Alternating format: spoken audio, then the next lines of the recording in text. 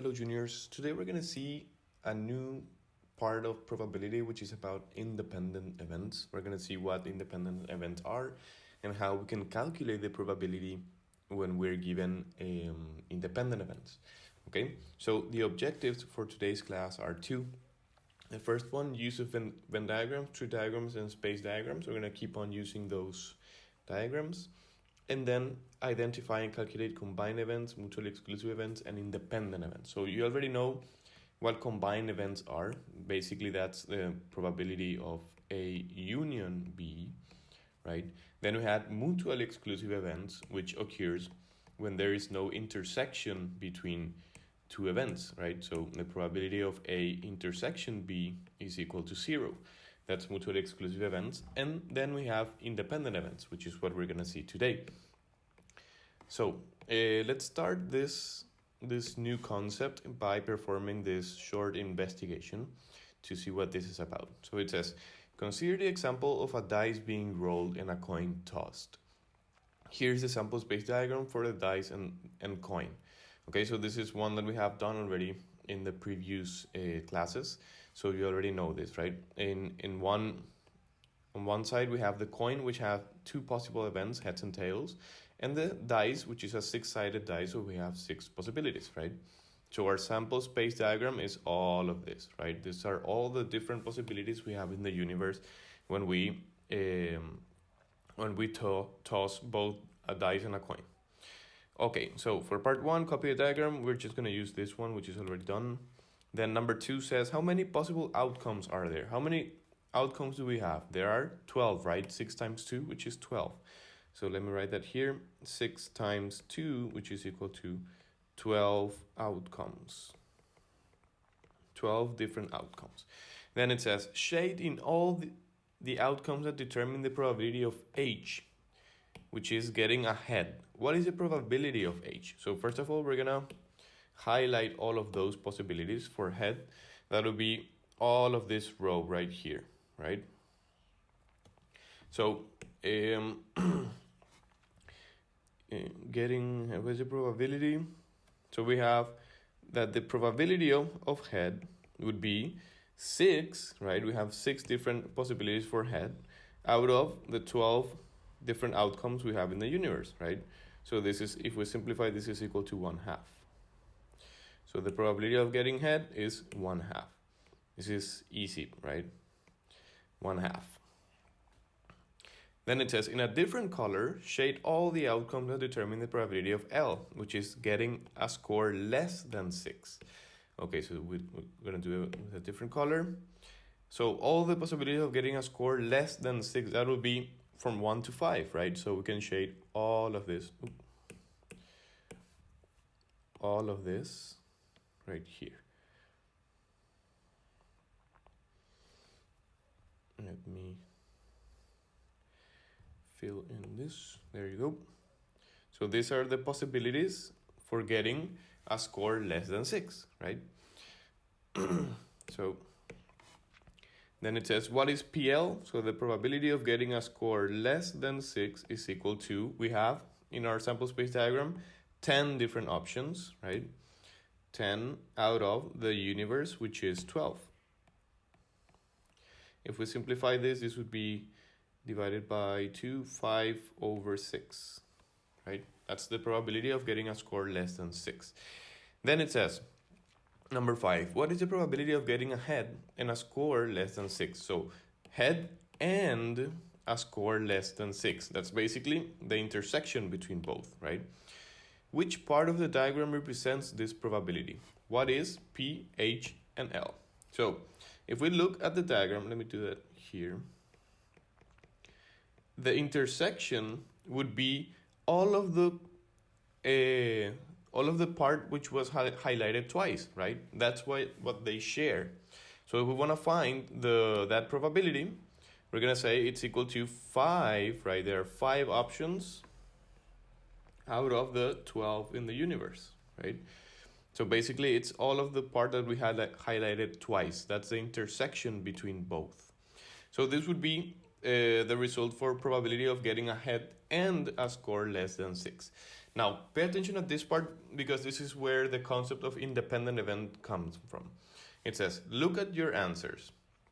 What is the connection between probability of head, probability of score less than 6, and the probability of the intersection? Do you see any connection between this value we got here and this value we got here and this value we got here? Take a look at something. What happens if I do the following? If I multiply the probability of head times the probability of less than 6, what will happen there? The probability of head, we said, is equal to 1/2 times the probability of less than 6, which is 5/6. And what result are we getting here? Remember how to multiply fractions. Numerator with numerator and denominator times denominator, so this is equal to 5/12.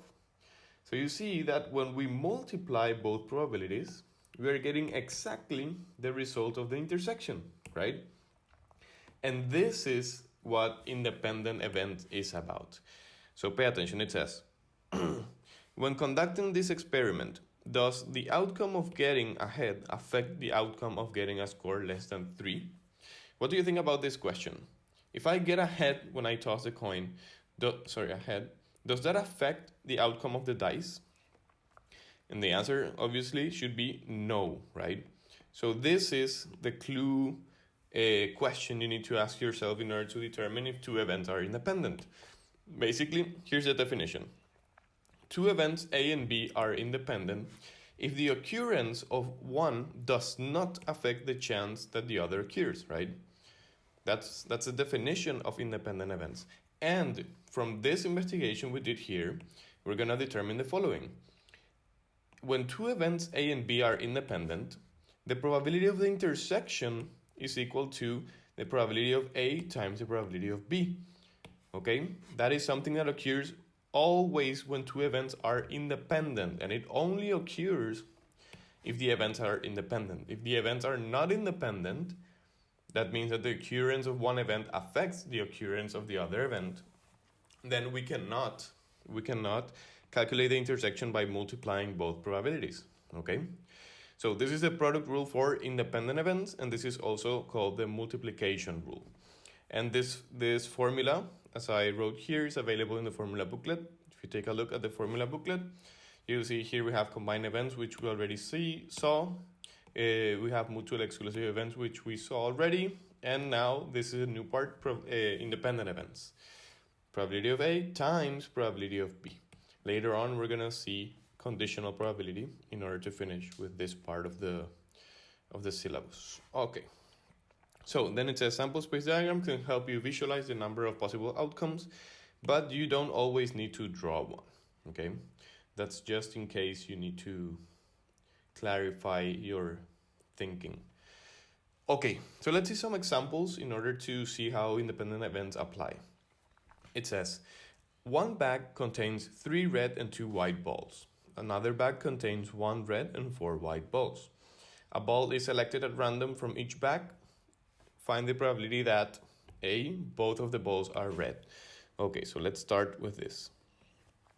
In the first part, I want to determine the probability of getting both balls red, right, from the 2 bags. And first of all, are we talking about independent events here? We're talking about a bag that contains a certain amount of balls and another bag that contains another certain amount of balls. So whatever we take from the first bag does not affect whatever we would take from the second bag, right? They are independent events. So this is a case of independent events. So we can apply the concept that we just learned, right? That the probability of the intersection is the multiplication of the probabilities of each event. Okay, so we can determine what is the probability of getting a red from the first bag. So I'm going to write R1 representing the first bag. If we look at the first bag, we know we have 3 red balls out of 5 balls in total. So the probability of red would be 3 out of 5, right? And in the second bag, the probability of getting a red in the second bag is equal to a 1/5, right? There's only 1 red ball out of the 5 we have. So 1 out of 5.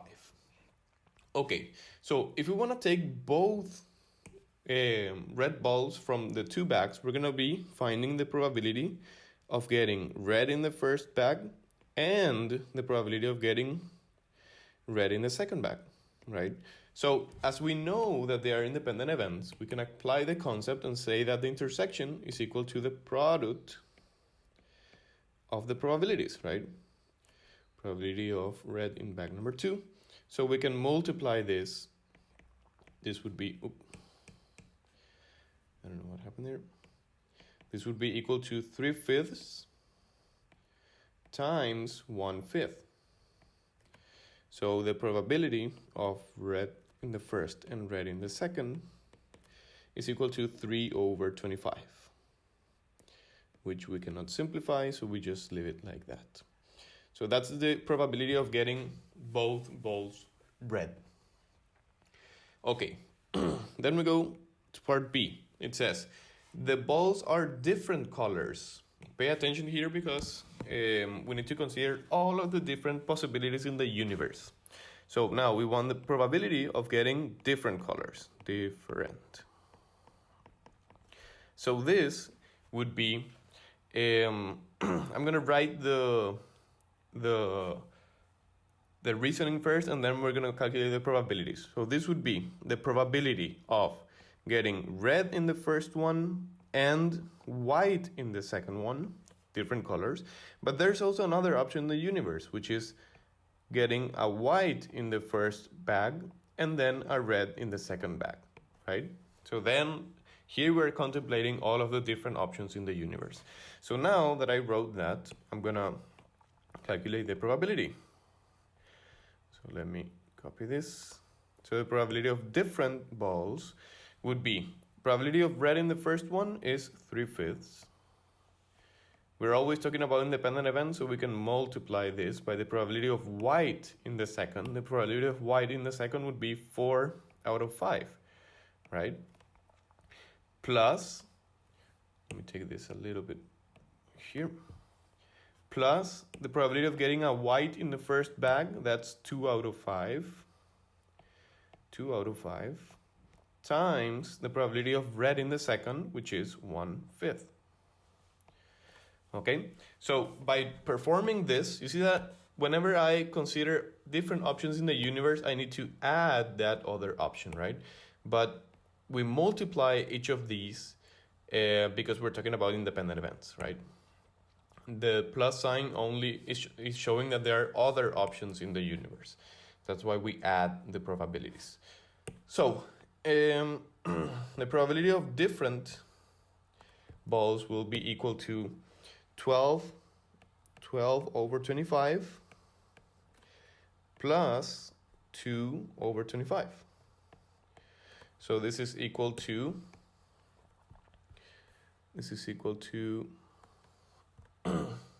14 out of 25. 14 over 25. We cannot simplify this, so this would be the final answer. Okay, so that's the probability of different colors. Finally, for part C, it says at least one ball is white. So I'm going to write this as probability of at least one white. So if we write all of the different options in the universe first, we know that this should be equal to probability. One option is to get white in both bags, right? So probability of white 1 and white in the second bag. That's one option. Another option in the universe is to get white in the first bag, but not white in the second, so red in the second. And another option would be getting red in the first bag and white in the second, okay? So once we have wrote this, now we can perform or calculate the probability, right?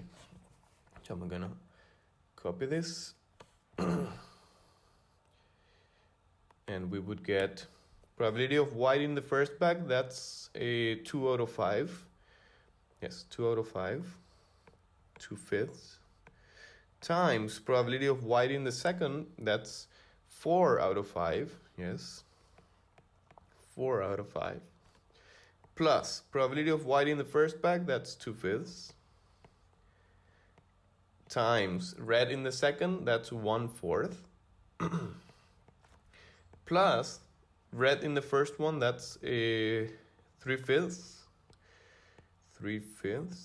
times white in the second, which is 4/5. So here we are contemplating all of the different options in the universe. So we're going to perform this. This would be equal to 8 over 25 plus 2 out of 20. Sorry, there's a mistake here. This should be out of 5 as well.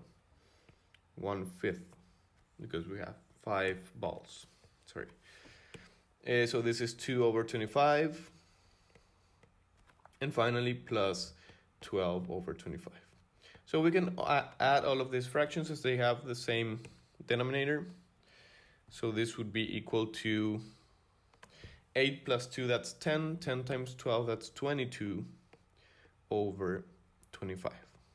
So this would be the probability of getting at least one white ball. So you see that this probability is very high. It's almost 100%. So we almost all of the times are going to be getting at least one white ball in this particular situation, okay? Now, there's another way in which we can solve this same situation, which I'm going to show you because it's actually shorter than what we just did here. I'm going to do it with a different color. So another way of solving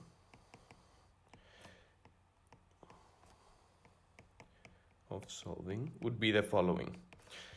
If you think about the probability of at least one white, let me copy this here, change it to blue. You can think it as 1, which is a universe 100%, minus the only option in which I'm not going to get a white, which is the probability of red 1 and red 2 in the second back, right? That's the only option that will not allow me to get out at least one white, right? And this is a probability that we also found already in part 1. So it makes it even shorter, right? Because we can directly say that this is equal to, let me copy all of this, 1 minus the probability of red 1 and red 2, which is 3 out of 25. So 1 minus 3 over 25. And this is equal to, if you want to subtract this, think about 1 as being 25 over 25, right? So 25 minus 3 is 22. So this is exactly, let me write this as 25 over 25 minus 3 out of 25. And this is exactly equal to 22 over 25, which is what we just found in the previous step, or in the other way of solving, right?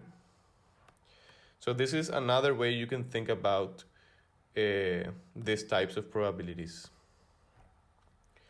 And it's much shorter, if you see, it's much shorter than what we just did. Okay, so we're gonna see another 2 examples, and then we're done for this video. This following example says the following. A 6-sided dice is numbered 1, 2, 2, 5, 6, 6. It is thrown 3 times. Okay, so we're talking about, once again, independent events, right? Because the outcome of throwing a dice, the occurrence of one event does not affect the occurrence of the next event. If I get a 1 in the first dice, that wouldn't change the probability of getting any other number or getting 1 again in the second throw, right? The probability will still will be the same. So we're talking about independent events. So what is the probability that the scores add up to 6? So this question is asking specifically to get a score of 6, right? I cannot get less, I cannot get more, just 6, okay? So if we throw this dice 3 times, I think there's only one option in which the score will add up to 6. And that will be if I get a 2 in the first throw, a 2 in the second throw, and a 2 in the third throw, right? This is the only option I can come up with in this particular dice in which the score will add up to 6, right? Let me add this. 2 plus 2 plus 2 is equal to 6, right? Any other possibility will give me a score even either greater than 6 or less than 6. So this is my only option. So what is the probability of getting a 2 with this dice? It'll be 2 out of all of the possibilities we have, which are 6, right? So 2 out of 6, which if we simplify is equal to 1/3. So if we want to get a score of 6, the probability would be equal to probability of getting a 2. I'm going to write it as 2 and 2 and 2, right? That's the only option I have in the universe. And the order here doesn't matter. So this is the only alternative I have. So basically, as we know that these are independent events, we're going to write that the probability of getting a score of 6 is equal to 1/3 times 1/3 times 1/3. This is the same as saying 1/3 to the cube power, right? And this is equal to 1/27. So the probability of getting a score of 6 is equal to 1/27. So it's very difficult. This is a very small number. It is very difficult to get a score of exactly 6 when you're playing with this type of dice. Okay? I hope that was clear. Let's go to the last example. It says A and B are independent events. So this problem is already telling me that these events are independent. So I don't need to think about whether they are independent or not. And it says that probability of A is 0.9 and probability of B is 0.3. So find probability of the intersection. If I'm given the information that the two events are independent, then the probability of the intersection, according to our concept of independent events, is equal to probability of A times the probability of B, right? So if this is true, the probability of A and B is equal to 0.9 times 0.3. And this is equal to 0.27. Okay, so that's the probability of A and B. 0.9 times 0.3. So now let's go to part B. We want to find the probability of the intersection between A and not B. Okay, once again, there are two ways we can solve this. One way, which I recommend because it makes the thinking or the reasoning easier, is to build the Venn diagram, right? If I build the Venn diagram of this situation, you're going to have something like this. Event A, event B. So this is A, this is B. We already have the intersection, which is 0.27. We know that probability of A is 0.9, so what we have left here would be 0.9 minus 0.27, which is 0.63. And then we know that the probability of B only would be 0.03, right? 0.3 minus 0.27, that's 0.03. So we know that outside of the universe, outside of the two circles, we need to have, this is 0.9, 0.93, so this should be 0.07, right? That's what it's neither A nor B. So once we have built the Venn diagram, this becomes much easier, right? Because we can say that the probability of A intersection not B, if you remember from the previous classes, you should already know what part of the Venn diagram this is. It is this media luna right here, right? Half moon. So that's the probability of A intersection not B. So probability of A intersection not B is directly equal to 0.63. Now, another way of doing this, I'm going to show you right here. Another way of solving this same problem is if we know another way. If we know that A and B are independent, then their complementary events are also independent, right? So we can say that the probability of A intersection not B is also equal to, or well, first of all, we need to find, sorry, I'm going to write this as probability of A times the probability of not B. These events are also independent, right? So the probability of not B, we need to find that.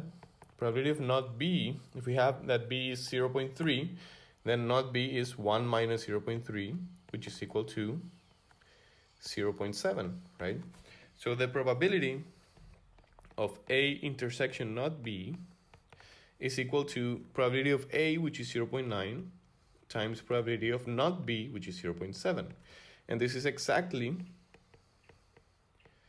equal to 0.63, which is the same thing we got here. So this is another way of solving this problem. There, and this is also the answer. There. Okay, finally, for part C, we want to find the probability of A union not B. We can either solve this using a formula or, once again, using the Venn diagram, right? I think it's easier to work with the Venn diagram once you have all of the information. So I'm going to use the Venn diagram. I'm going to erase this. So we want to find probability of A union not B. Probability of A union not B. If we look at the Venn diagram, that is exactly, it's all of A and union not B, so all of this. So we're only leaving the 0.03 apart, right? So this would be equal to 0.63 plus 0.27 plus 0.07. So probability of A union not B is equal to 0.97, right? 0.97. And this would be the result. Okay, so in this case, it's easier to just work with the Venn diagram. Let me color the probability we just found. It's all of this, except only B. There you go. Okay, so I hope this was clear enough. Juniors, if not, please let me know. We can clear these doubts in future live sessions. See you.